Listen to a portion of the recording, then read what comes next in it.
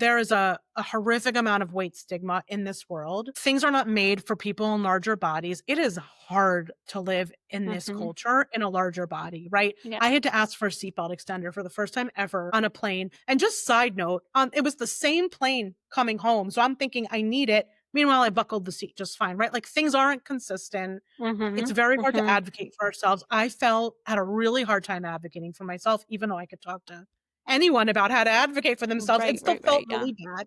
I felt judged.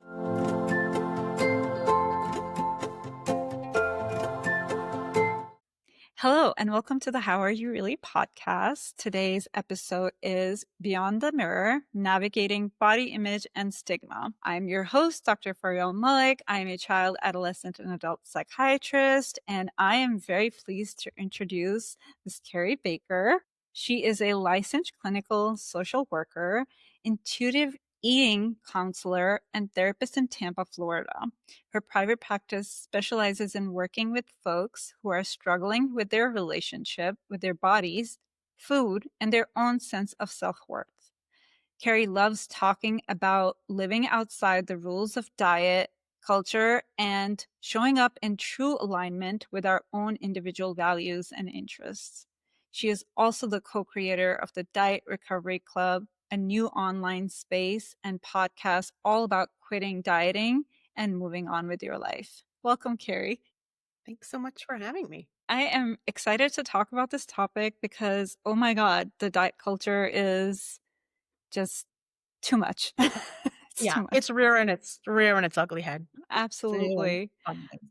Mhm. So I'm going to get right into it. Can you share how societal standards and stigma have influenced the perceptions of body image? Yeah. I think from a really early age I always say for most of us, but I've yet to meet a person who really hasn't been influenced by this. Obviously, I've only met like a certain subset of the population, Yeah. but I feel like for so many of us, we're really surrounded by all of this messaging around what bodies are good. And for people listening, I'm putting quotations around that, healthy, desirable, beautiful in some way. And I think that those messages that we receive really have a very powerful effect on how we feel about our own bodies. And it shows up in like tons of different ways. And I'm sure that you've experienced a lot of these too. And obviously, this isn't like some kind of exhaustive list, but some of the things that I was thinking about that are most prevalent are like unrealistic beauty standards, right? Which Mhm. typically look like thin bodies, right? Or thin and toned bodies, muscular bodies, white bodies, right? What we Yeah. see in the media is Mhm. kind of like the most desirable.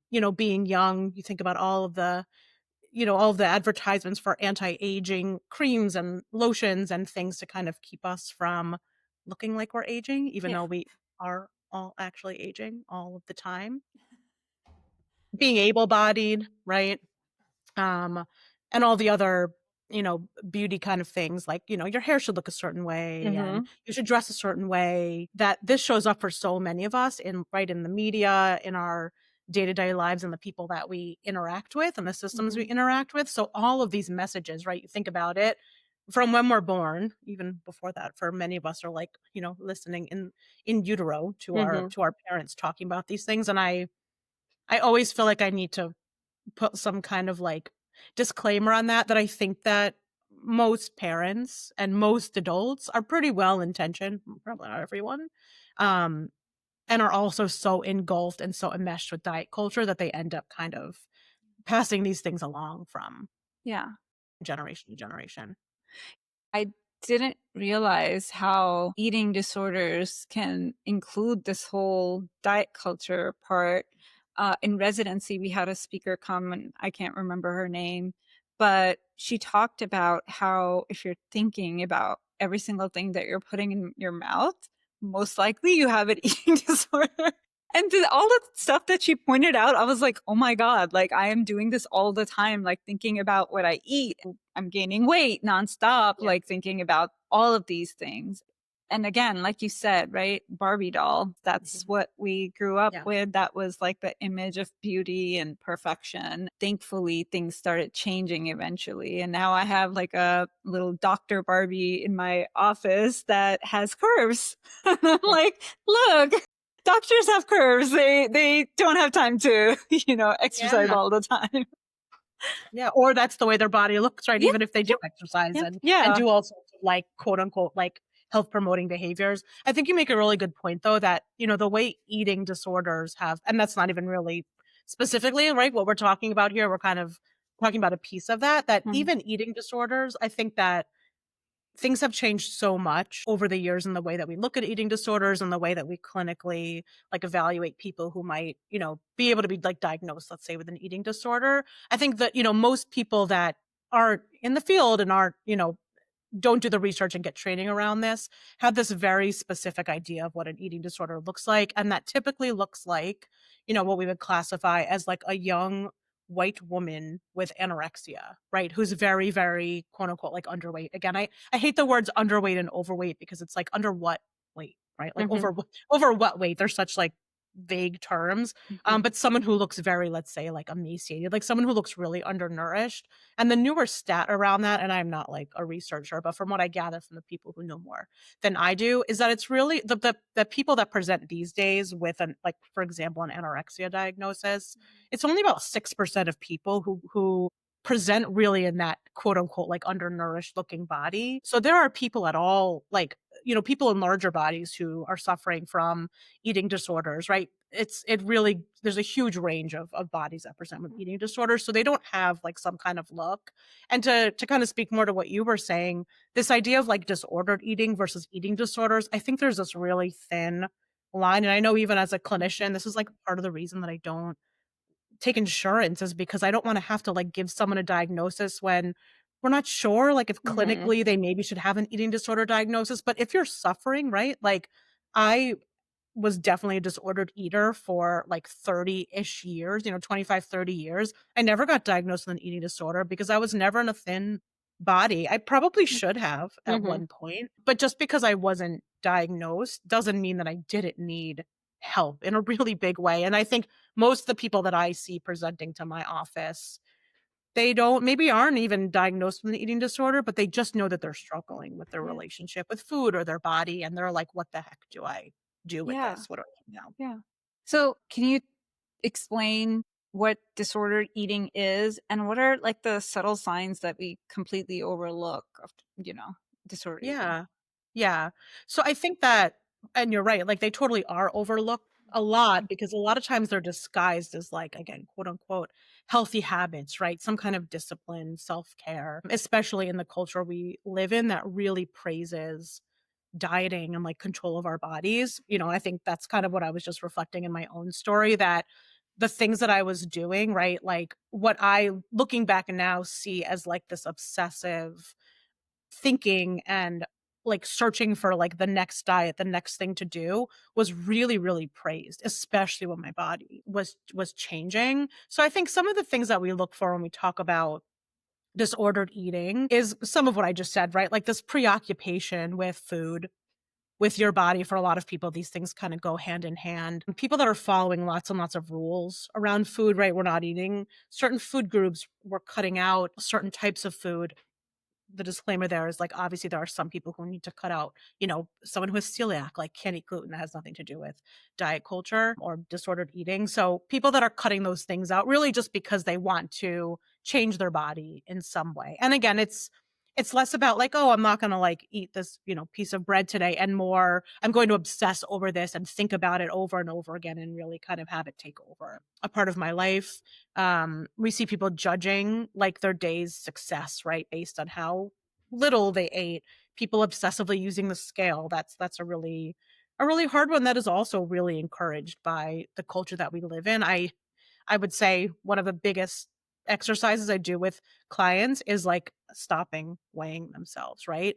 There's obviously some good, I know you're a doctor and like there's good reasons that we might want to know like if someone all of a sudden has like lost a significant amount of weight without changing habits or gained or if there might be something else going on. But for most people that like medically are okay, right? They don't really need to be weighing themselves Mhm. every day or at all. I haven't weighed myself in a very very long time. Most of us can tell if how our body's doing, like if our clothes kind of feel the same, right? We can kind of gauge if something else might be going on, that we're having some kind of underlying issue. Lots of anxiety, right, and guilt around food, around breaking like rules that you might be setting for yourself, feeling the shame and anxiety. And then it comes in other things like movement, right? Using exercise in a way that might feel obsessive or um over the top in some way. It might feel that way for you, right? Like you're really committing to exercising for large amounts of time during the day, or feeling like you can't miss a day of exercise, right? Mhm. So I think it's when things feel really rigid, I guess, that kind of defines all the things that I just said. Um, and I think for a lot of people, we notice that they're following outside rules, that it doesn't have a lot to do with their own hunger levels, how they're feeling, what their body might need, and has everything to do with following some kind of external plan, Mhm. some kind of rule. So I would say that's a lot of what I see Mm. for people coming in. And you might notice that there are some people coming in with those type of symptoms that could be clinically diagnosed Yeah. with an eating disorder. Like you were saying, from a medical standpoint, I try to do blind weights so Yep. that, people don't see their weights. And a lot of the times is to monitor if a medication is causing the weight gain, because then I don't want them to be on a medicine that's going to be causing weight gain, and then in turn all their metabolic, they're getting diabetes secondary to the medication, right? We don't want to cause the harm from the medicine, and that's usually why we're monitoring. But I try to do, especially in younger, teens and young adults, will definitely do blind weights, so we're not like letting Yeah, them it's just, like, see. not helpful for most people, right? Like, again, you're looking at it from, like a doctor perspective. Like, Mm, I for most people, like, there's just not a lot of benefit to looking. I find that a lot of people will come in, will start doing, whether it's, like, intuitive eating, I know we'll talk more about that, mhm, or, like, more some kind of more attuned eating practices mhm, where you're mhm, really trying to pay attention to, like, what your body needs, and they're feeling great, and they're coming in week to week and being like, "Oh my gosh, like, this feels so much better," and then they weigh themselves and then they feel terrible. yeah, yeah, And we have to go back to, okay, like maybe your your weight changed, but like how you were talking about how you felt so much better and how choices were so much easier and like mhm, life mhm, was a little brighter, right? yeah, Like yeah. kind of moving away from dieting or disordered eating, whatever it is. So that's where I think we find that the scale is really just like not the most helpful Mhm, mhm, measure. And as we know, right, weight, correlation is not causation. There are mm-mm, people in large bodies who are perfectly healthy and mhm, people in very, very small bodies who are not. exact That I think, the weight paradigm that has been around for so long now, like is just not it's just not quite right. It doesn't really work the way that we think it does, which is that if you gain weight, you're gonna somehow be, you know, less healthy. And that's just not always the case. yeah, yeah. And definitely, like, bodies coming in different shapes and sizes, right? That's, like, very important. Like, I um, see a lot of dancers and people that do work out, and their body shape is not what you would think is a dancer's body shape, but they're not getting out of breath. They're dancing and just like doing their thing. And I think that that's like just a clear indication of healthy doesn't necessarily mean you're, stick figure, which is what the media would want us to think.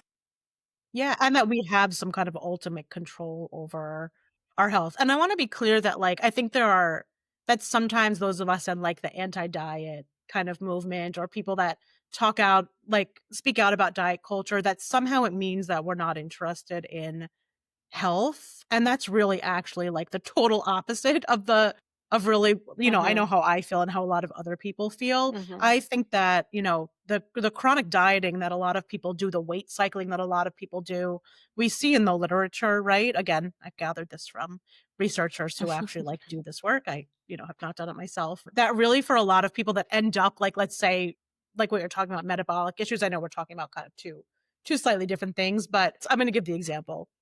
mhm, Myself, dieted for years and years, weight cycled, right? Meaning my weight went up, went down, went up, went down. And then I've landed in the size body that I'm in now, which is a much bigger body than I was in before because of the metabolic changes that have happened from losing weight and gaining weight. So just because I'm in a larger body, right? We can't blame. And again, I'm an example of someone in a larger body who's actually pretty healthy, right? mhm, Things are fine, luckily, right? Probably because of genetics and lots of other mhm, things that are totally out of my control. But weight gets blamed when for a lot of people, it's because of that weight cycling. And the research looks at, one of one of the things that we know will most likely happen when you diet for like 95% of people is that you're going to end up weighing more than you Mhm. started at, right? Mhm. So most of the people that, 95% of people who try to intentionally lose weight, right? Who are really like going on a diet, really trying to tweak their body purposefully some way are going to gain that weight back. And then up to 75% of those people are going to gain back more weight, mostly because your body is really smart, right? And like doesn't Mhm. want you to starve and put some things in place to kind of stop you, even if you're still doing the same diet. I can remember Mhm. my final diet, I was doing the same thing and starting to gain weight back, right? So it wasn't about, people over time not sticking to it. Maybe for some people it is, but for a lot of people, it's just because your body is going to start to fight you. I also find that there's a good amount of people that when we let go of dieting will gain some weight. It's not everyone, right? Some people lose weight, some people's weight stay the same.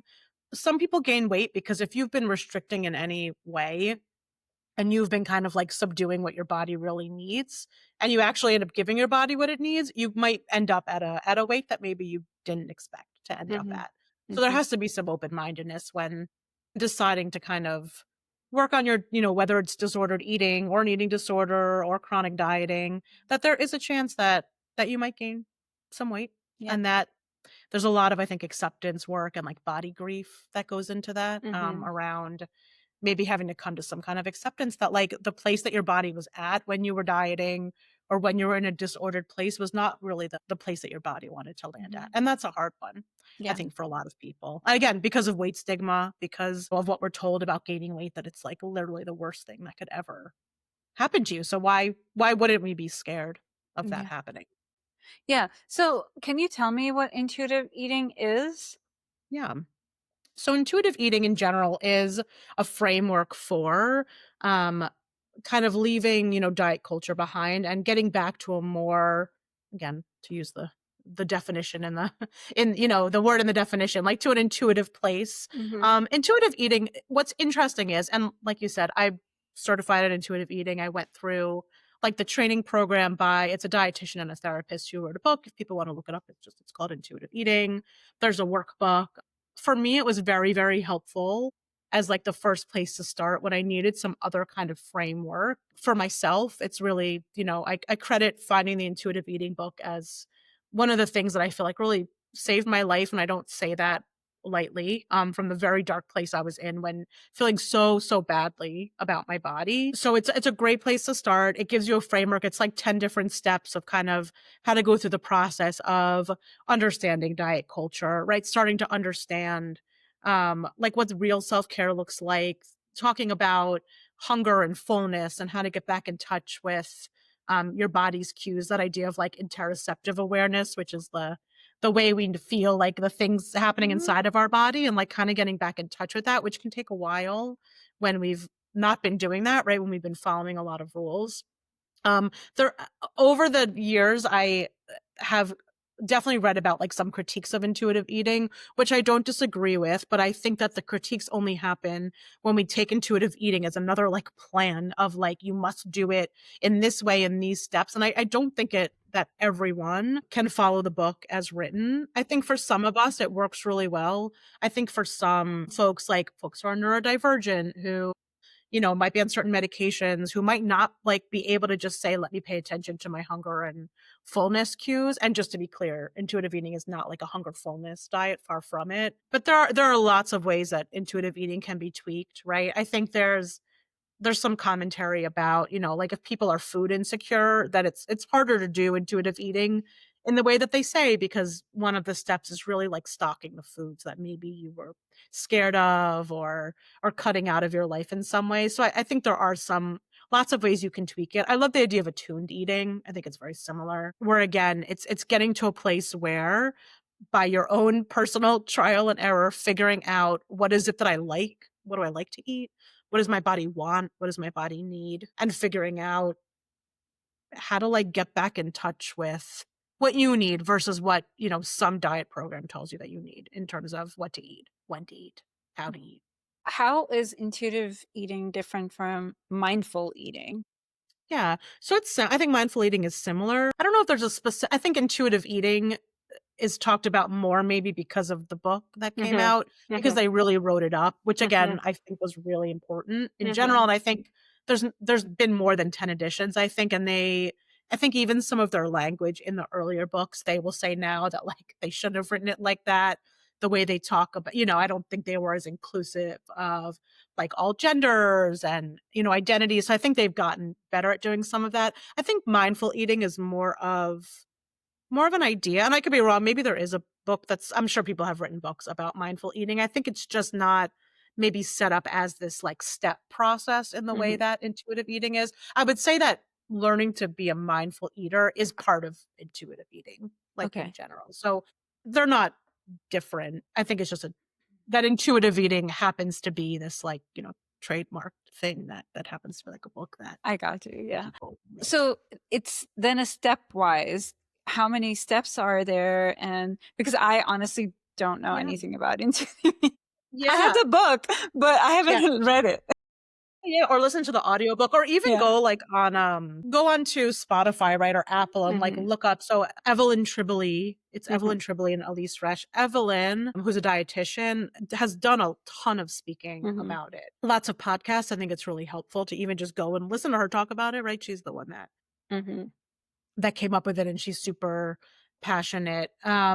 Yeah, I think, the beginning steps of intuitive eating, which and I think to point out too that there is even like in the actual intuitive eating book, there is a chapter on gentle nutrition, but it's very much importantly at the end. It is the last thing that we look at. So I think there'll be people that say intuitive eating is just about eating whatever you want all the time and, like, not caring about anything. And that is super far from the truth. There are parts of intuitive eating, like I was saying, where you might be introducing some foods and allowing yourself access to it, whatever that looks like. That's probably not the way you're going to eat down the line, right? I Mhm. would say for a lot of people, most is probably a bad word, for myself included, it took me years from, like, let's say start to finish to really feel like I could say, like, I feel like an intuitive eater now. This isn't like a read the book and in 10 weeks you're going to, like, Mhm. transform the way you look at food Mhm. and Mhm. body and movement and all of that. And part of that reason is going back to, like, your first question, which is that we are living in a culture that is still continuously telling us that we should change our bodies, that we should look a certain way, that we should eat a certain way. It's like swimming upstream, right? I feel like it's this, like, two steps forward, one step back Mhm. process. But I think one of the most important first steps of intuitive eating is understanding about diet and wellness culture and the impacts that it has on all of us and the ways that it has really forced us. I think a lot of people feel very forced and like they don't have another choice to eat a certain way, to look at food in a certain way, to take this really binary view of, like, good and bad food, Mhm. healthy and unhealthy food. And for most people, that's actually not really helpful in trying to figure out what actually works for you. I love I feel like I always make a joke where someone will say, I was so bad, right? Like, I ate like a pack, I had these cookies in my house. It's always usually like some kind of sugary, chocolatey thing, right? And I had this pack of cookies in my house and I ate them all. And my response is, did you punch a small child and steal the bag of cookies out of their hand? Because then I might be like, you know what? That probably wasn't like a great choice. But, like, eating the cookies, like, okay, like, who gets to decide that that's like a bad thing? Right. So it's really important to start to move away from this idea of black and white thinking, right? Good and bad, healthy, unhealthy, and start to look at everything as, like, morally neutral, Mhm. right? Like, I'm not going to argue that there aren't lots of nutrients in, like, an apple, that there might be more nutrients in an apple versus a Twinkie, right? But, like, morally, like, they're equivalent. Like, they're just a piece of food, right? There's Yeah. no moral difference between them. So that's kind of one of the first steps is opening our eyes to this idea Mhm. that Mhm. has been really ingrained in us that there's good and bad when it comes to food and body. And then we get into hunger fullness, right? So in the beginning of intuitive eating, there's a lot of talk about what does it feel like to be hungry? I love asking clients that question because not that every single person has had this reaction. Most people are like, I don't like, no one's ever asked me that question before. I've never thought about it, right? Most people are eating, especially when we're dieting, right? We're eating because some program said, eat this at this time and this many hours in between. And, like, here's what you do. For a lot of us, we've never really stopped to say, am I hungry? Like, how hungry am I? Like, what does hunger feel like? And then I think a lot of people can recognize the like typical hunger feeling of like stomach grumbling, which is one way that lots of people feel hunger. I love opening people's eyes to the idea that like if you're thinking about food a lot, like you might be hungry. You might not be, but for a lot of people, they'll say, "Man, I keep, like, thinking about this sandwich, and it's, like, over and over my head," and I say to them, like, "What if you ate" like, I wonder what would happen to that thought in your head if you ate the sandwich Yeah. and, like, Yeah. you fed yourself. Yeah. There's a lot of talk around food noise these days, especially because of the GLP-1 medications, and listen, Mhm. I can understand what that feels like. I have been there where I felt like I didn't call it was it called food noise back then? But that feeling of, like, constant rumination about food, and I'm not gonna give, like, this a blanket statement about this, but for a lot of people, for many people, myself included, it's because I was restricting. And restriction, I think when I say the word restriction, people think about anorexia, right? They think about people who are really eating very, very little. You know, even eating underneath what your body needs by a small amount can over time feel really restrictive. Cutting out foods is restrictive, again, for reasons beyond like medical Mhm. things Mhm. that people need. Not letting ourselves have certain things that we want, not paying attention to like satiety, right? Like satiety is not only about feeling full enough, right? Well, I know most of us wanna land in this nice place of, like, satisfied but not overly full, so that's one way to look at satiety. Satiety is also about eating the things that, like, feel really pleasurable, and we find when it comes to, like, intuitive eating, attuned eating, that over time, it gets much easier to feed ourselves in a way that feels good if we can have more experiences where we feel really satiated, right? And that doesn't mean that, I'm not every meal I eat isn't like, "Ah, this is exactly like what I wanted to eat." Yeah. But I have a good amount of those experiences, like, over the Mhm. week, so I don't feel deprived, I don't feel restricted at all, and that can be really important when it comes to, like, really tuning in with hunger. Yeah. Yeah. So, I got a little bit of idea of how you introduce like the concept of intuitive eating, but possibly like asking a few questions. But is that all? Like, I've sometimes told people that eating disorders isn't my specialty, but there's this book, and that's how I Yeah. introduce the concept to them. Yeah, But yeah. how do you do that?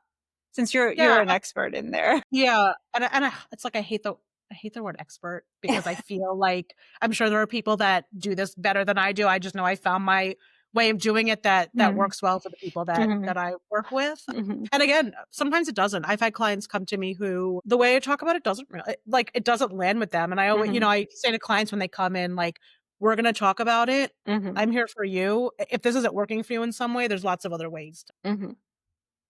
to think about this stuff. And I think too to kind of piggyback off of something you just said, we do have to be a little bit careful, I think, when it comes to eating disorder specifically. Like if you think someone clinically, and I guess this is my little saying this for like other clinicians who might be listening. If you're seeing clients in your office who you believe or have diagnoses where they're really like have an acute eating disorder where they're really in it. And again, this could even mean someone who is really deep in disordered eating and might be like towing the line here. Sometimes to jump right into intuitive eating sometimes isn't the right thing. There are lots of Mhm. people who really need like a meal plan, right? Who really are so undernourished. And again, that Mhm. could even be someone in a larger body, and a lot of those folks will fall through the cracks, so we have to be Yeah. really careful to look out for it.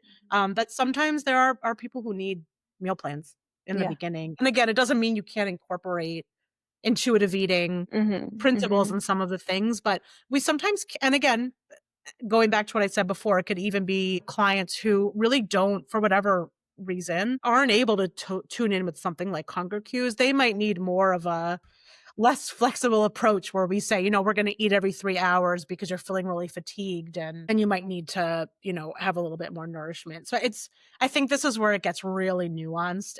And that's why I think it could be helpful to refer maybe to someone who, even if you know about intuitive eating Mhm. yourself, who might have be able to take that bird's eye view and assess for like, is Mhm. this the right place to say, yeah, let's Right, start, right. Yeah. do the workbook if that's what you want to do Mhm. because they might need a higher level of care. They Yeah. might need to see a dietitian, right? I'm not a dietitian. I really make sure I'm never giving clients like individualized nutrition advice, we're talking more like big picture ideas around food and eating and hunger, which are things that sometimes if I'm seeing a client and they have a dietitian as well, which I think is always best case Yeah. Yeah. scenario when we're dealing with, Yeah. even disordered eating. I've sent Yeah. lots of clients to a dietitian, but sometimes we're talking about the same stuff. I think really good anti-diet dietitians, and therapists working together are talking about a lot of the same Yeah. stuff. They just might be able to give a little bit more of like, is your blood work okay? Are you really getting like the nutrition that you Right. need Yeah. in a way that works for you? I Yeah. think I got off topic of what your No, no, question no, was. no, no. You Okay. were that was very helpful. Yeah. I do think that, like, acute eating disorders, what I did mean by eating disorder was possibly disordered eating. And I think that 2 are hard to sometimes differentiate, but we need to do that because eating disorders mostly are thought of anorexia and bulimia and, like, in that sense, but disordered eating is way more common than we actually realize and recognize. It's Um like the idea of like orthorexia, which I think a lot of clinicians have heard of, which isn't in the DSM, right? But so many of us use like the language. Maybe it will end up in the DSM at some point. But like clinically, it's so interesting. And again, I know we're kind of in the same boat about this. It's having to use clinical diagnoses sometimes Mhm. actually, like, feels like it limits us, Yeah, unfortunately. Sometimes absolutely. it's super helpful and really validating, and, like, Mhm. if you need to go to a higher level of care, like, I want your insurance to cover that because Yeah, that's yeah, really expensive and out of reach for people without it. But it definitely gives us a little bit more yeah, flexibility, like, yeah, even if someone doesn't meet, quote, yeah, unquote, like, clinical, yeah, criteria for an yeah, eating disorder. yeah.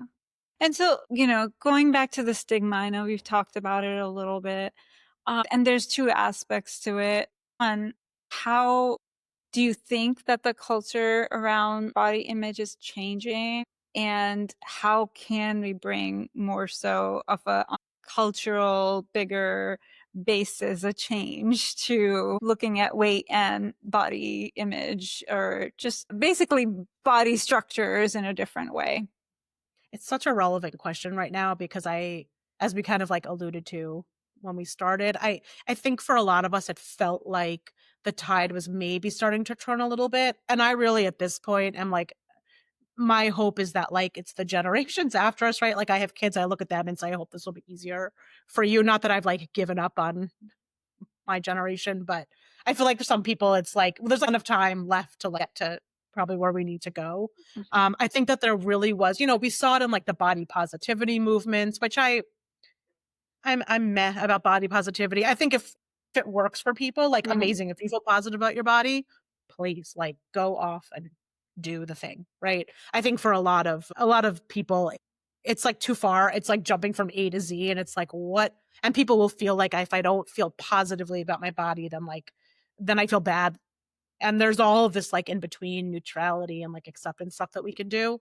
And so I think it felt like and maybe I live in a little bit of a bubble because and it's a good point. This is like these are the social media accounts I surround myself with, right? Are people talking about this stuff as opposed to people like skinny talk and whatever they're calling it these days. That stuff is very like triggering, activating, and can drive lots of people crazy.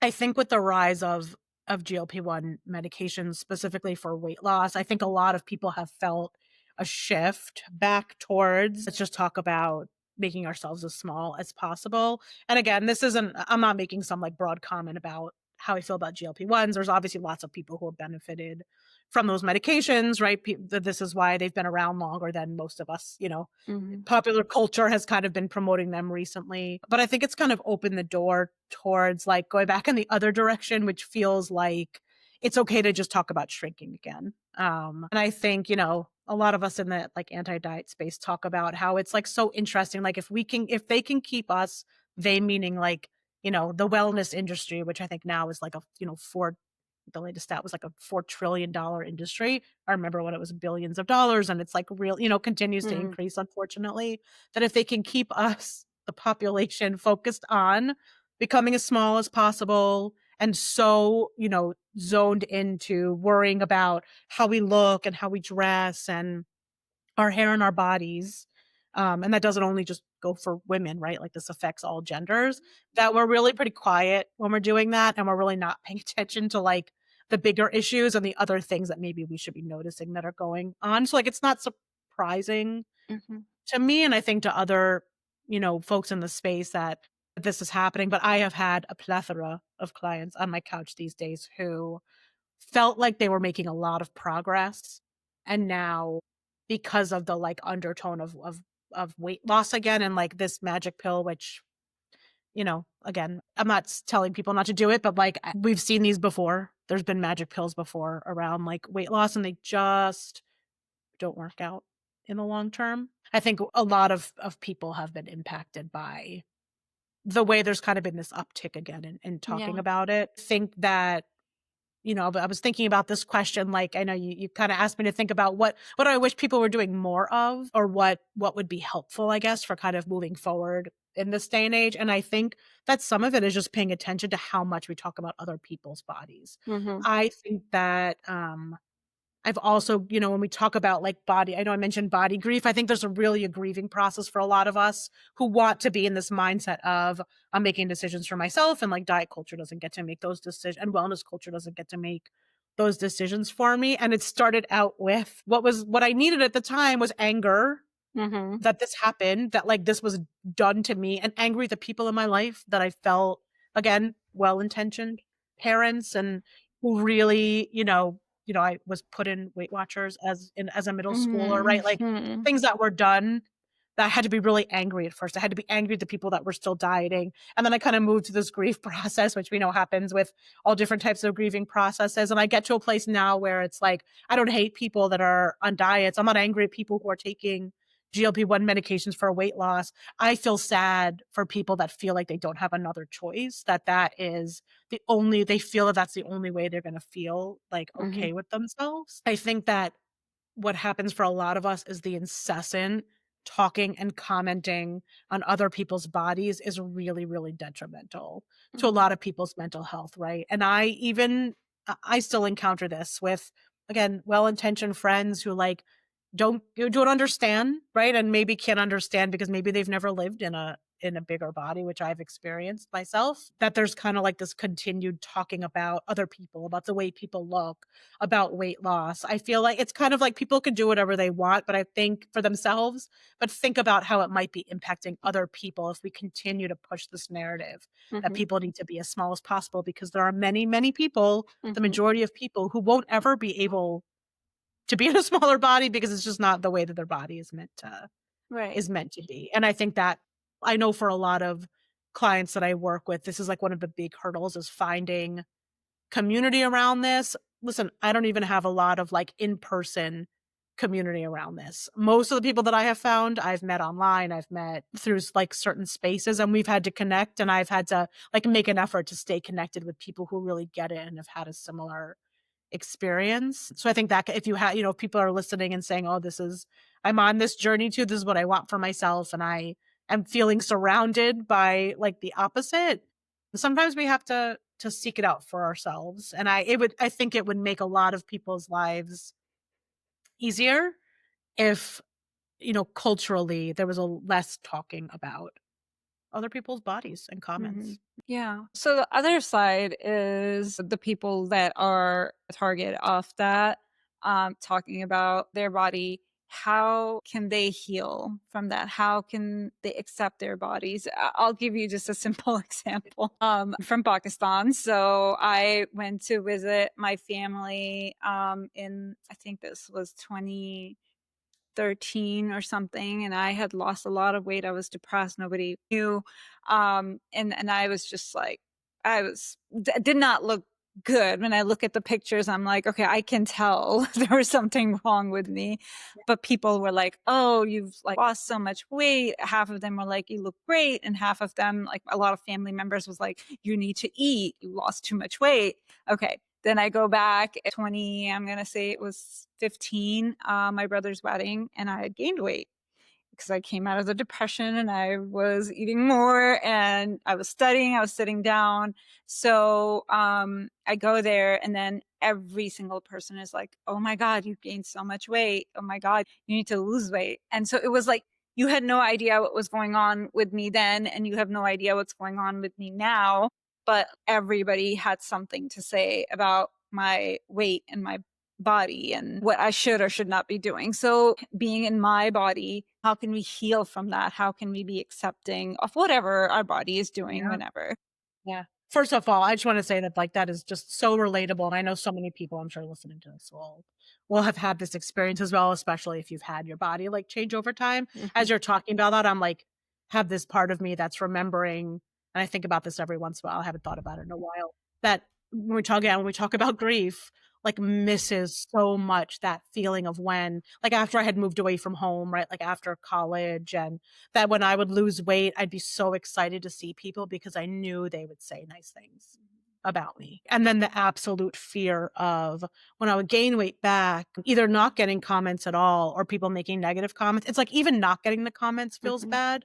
I still miss that feeling, right? And I think to use that to kind of answer your question, instead of me saying to myself, like, I miss that feeling, it's much more helpful to me to use something like parts work to say there's a part of me that really misses that feeling because there are other parts of me that would never go back to that that absolutely was not worth it in the long run, right? mhm, I mhm. think some of this is acceptance work around this is the culture that we live in. And you're even talking about like cross culturally, right? Like Yeah. you're not talking about like American culture, right? I think most of us, lots of us here in the US, like we have families from different cultural backgrounds. And this is so right widespread amongst like Mm, so many mhm. cultures, especially because so many cultures have a focus on food and um things that go Mhm. into that. But Yeah. I think that being able to identify that there is for most of us, a part of our system. I'm gonna use parts work if that intro. I know that's not specifically what we're here to talk about, but I'm trained in a modality called internal family systems, and there's other types of parts work like modalities, but I find it like to be the most helpful thing to be able to have this acceptance that because of how inundated we have been with this messaging, even though parts of our system have evolved past it. Let's say I don't mean that like in a moral way, but like have been able to take on a different way of thinking about this. And I have parts that have like learned a new way to look at it. There are still parts of my system that still feel drawn to diet culture, that still feel like, hey, that could help, right? Oh, you're having a bad body image day. Like, what if you lost some weight? Like, maybe that would solve all your problems. Mhm, That I still have these parts pop up. And I've told like almost all my clients about this where we talk about body. And I give this example to really validate how difficult this is. I've probably been doing this work now for like 10 years, like on myself, right? Like it's been a significant amount of time. mhm, And a couple of months ago, it was around the time when TikTok got banned, like the first time before it came back. It was like right before that, and I all of a sudden fell down into this deep, dark, twisty hole of weight loss TikTok, right? And like this isn't the typical content that shows up. I must have watched one video for like a little bit too long, and then all of a sudden I'm mhm, like down this hole, right? mhm, Again, mhm, me was someone who has like really accepted mhm, my mhm. body, who really would never go back. I can't go back to dieting, like, it's so detrimental to me. Yeah, Had the thought in my head of, like, I should talk to my doctor about going on a weight loss medication, yeah, right? And again, this is just commenting on my own experience where I know that's not that for me would bring me right back to an eating disorder, right? yeah, Like, that is yeah. the trajectory of what that would look like. And I had to stop for a moment, and when that happened, I had to take this big step back and say, "Holy cow, like, where is that coming from?" And it was coming from that part that, like, was so intrigued by watching all of these things again, and it was, like, right back at, like, adolescent me who thought that I had to lose weight, right? Like, I got pulled right back to that place in my life for all of those years, so I was able to, like, really take that step back from that part of me, remember all the other parts of me that have learned all of this new information since then.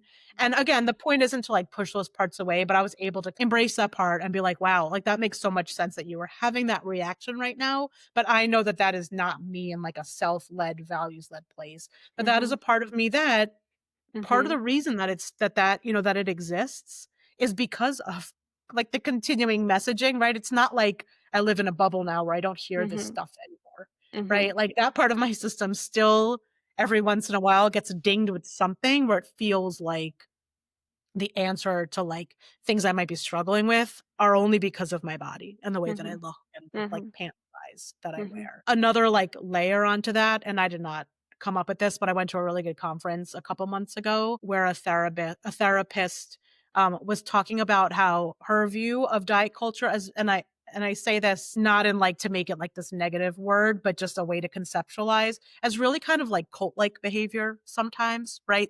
The way we're inundated with it, the way people try to profit off of us by using like diet culture ideas. Mhm. And if you think about it from this place, and I know for some people this might be like a hard thing to hear if you're like coming at this from never thinking about these things before. But if you think about cults, right?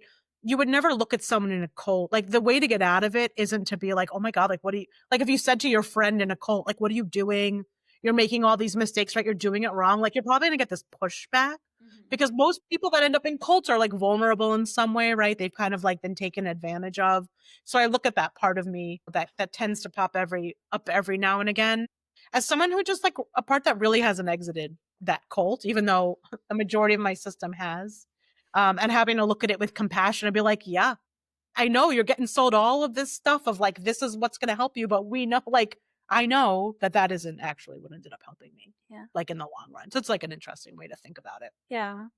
And so healing then is like a continuous process then, right? Imperfect, probably for the rest of your life, Yeah. honestly. And I know that is sucks to Yeah. say out loud because I tell clients that if I had some magic wand and I could boop you over the head and be like, in 6 weeks, everything's going to be great. I'll gladly put myself out of business and find some other niche to work in. Right. Yeah. But it would be I think it really is similar to saying like, "You know what, Faryal, like, we're gonna work together and you're never gonna have anxiety ever again." Mhm. Like, that's Mhm. crazy. Of course you're gonna have Mhm. anxiety. Anxiety can be really helpful sometimes, right? Like, Yeah. if a bear is chasing you, like, I want you to be anxious and run away from the bear, like, turning it off I know that's, like, the most basic of, like, things, right? But, like, turning it off I isn't usually give like test example, but I like yeah. the bear example. Or alligators. Sometimes I'm like, "Well, we're in Florida, there's, like, no bears here," right? I know it's, like, silly, whatever, but, like, we can't there's no way to turn that off, like, that is a Mhm. normal part of the human experience, right? So I don't wanna, like I don't there isn't some magic answer to this where we can just, you know again, especially because we are living in a world that continues to push these ideas upon us. I say to clients all the time that, "How do you think things might feel different if we grew up in this bubble, if somehow none of this narrative was ever told to you? If the narrative was bodies look different and like everyone weighs a different amount and like sometimes people have different colored skin and different textured hair and people love who they love, right? Whatever. Like if these were the narratives that we heard all the time, like we'd probably feel pretty darn good about ourselves. Like I have to guess. But that's not the world that we live in, Yeah. unfortunately. It probably Yeah. never will be, which is why we can find our little communities of people who maybe do feel that way. And that's Yeah. really helpful. But this is going, I think figuring out a way, and even the word recovery, I find like doesn't even really fit the bill, but like being able to be more attuned to your own needs in the face of something like diet culture is going to be an ongoing, continuous, Mhm. Mhm. imperfect process that you will continually have to work on. And that is one of the reasons that I do what I do, because I think one of the answers for a lot of people, and I mean answers not in like a that we're going to find some answer, but one of the ways to get help is to come and talk to someone. I think that sometimes I have clients who feel like they're not making enough progress or they're not sure where to go. And I'm like, yeah, but you're here showing up and we're talking about it when you have no other space to talk about this stuff. And Mhm. sometimes that's enough Yeah. to come in and say, wow, this is really hard or this really sucks or I don't know how, like what to do with this. Or, oh, now my sister's on a GLP-1 and losing weight and it's all she's talking about again. I don't know what to do. Right. Okay. So let's come and let's talk about it and be able to get recentered to what are my values, right? Like what feels important to me? What actually adds a meaning to my life? And is it focusing on my body in this way or is it something else? Yeah. Yeah. So coming back to, you said that we need to surround ourselves with people. So how important are, support groups? And if somebody's looking to form like a support group, what advice do you have for them? Yeah. Gosh, I wish I had a perfect answer to this. I think this is something a lot of us are still trying to figure out Yeah. how to make this happen. I know even here in Tampa there I was trying to find a group like this and there was one and a few of us met and then like it didn't happen again, right? It's like it's there and then people don't have time or there's not enough people that are interested. I do think leveraging social media for this type of thing can be really helpful. I Mhm. think that might and social media is not for everyone. And like I just told you, I did not return to TikTok. I think TikTok got banned, and then I said, I'm never even though it came back, I said, "I just can't do it." Like, Mhm. it's not helpful for me. Mhm. I use Instagram sometimes. I think I have really curated, and sometimes this can mean making a new account and saying, "I'm not gonna maybe ditch my old stuff because that doesn't feel good, but I'm gonna make a new account where I only follow people who are maybe looking at things from an anti-diet or health at every size or a weight neutral perspective," because I think Mhm. sometimes we just need to hear it over and over again. I'll tell clients who, if we're only seeing each other once a week or every other week and it doesn't feel like enough, to maybe try to listen to a couple of podcasts during the week, right? Of people talking about this stuff. There are a plethora of them. You could find a million podcast episodes to listen about this kind of thing, that I think we really just need to find a way to infuse like a sprinkling of it into our day to day and figure out for us how much we need to keep going. There's lots of support groups for, like, eating disorders specifically that are wonderful. There's lots of free ones.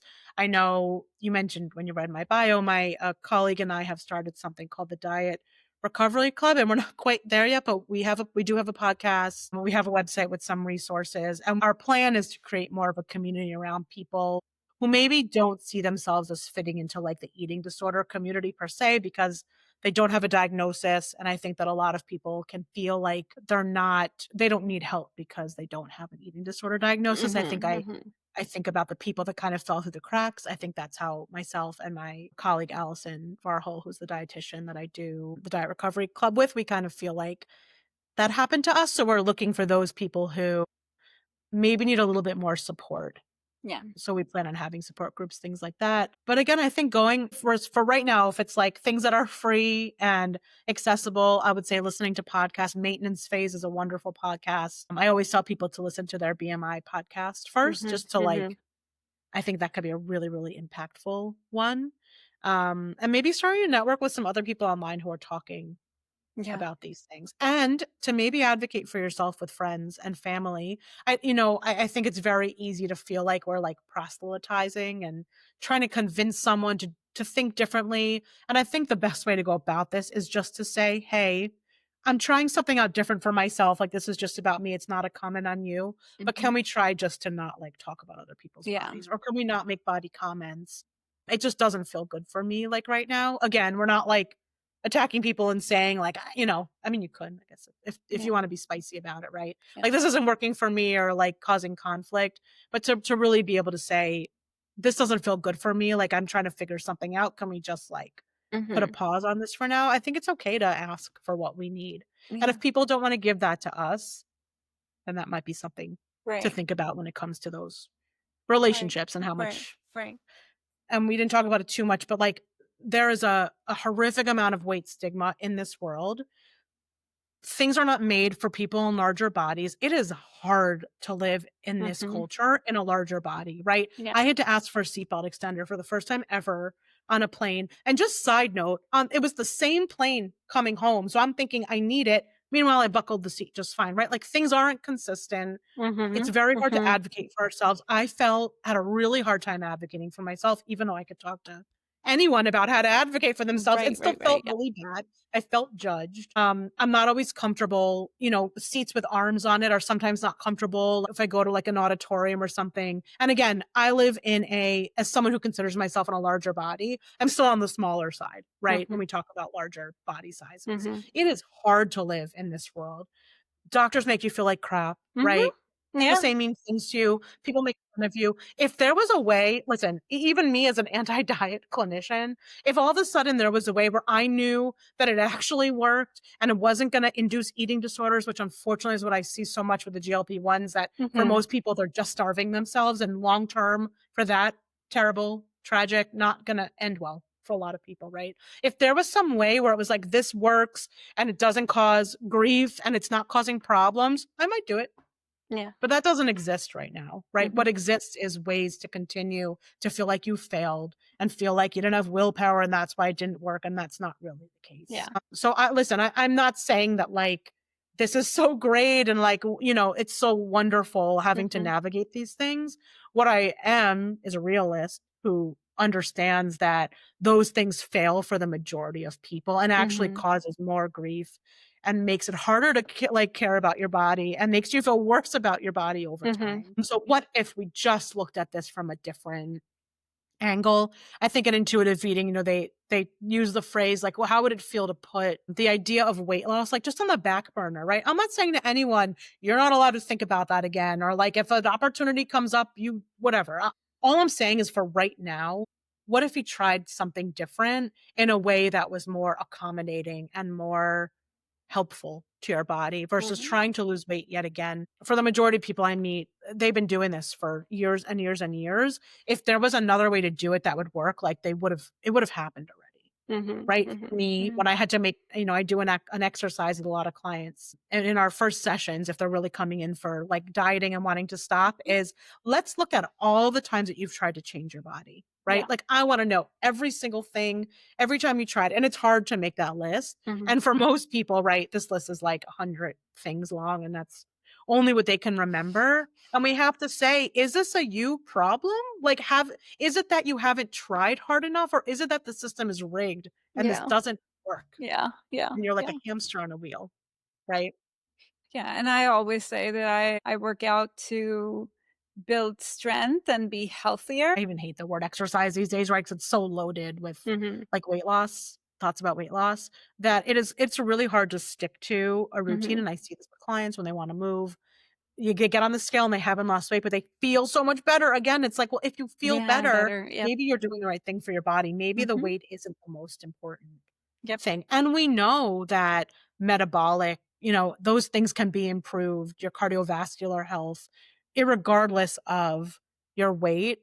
When you're doing some kind of movement, like again, I'm not going to argue that it's not good for your heart to like do some cardio, probably, right? Yeah, Or to yeah. lift or whatever.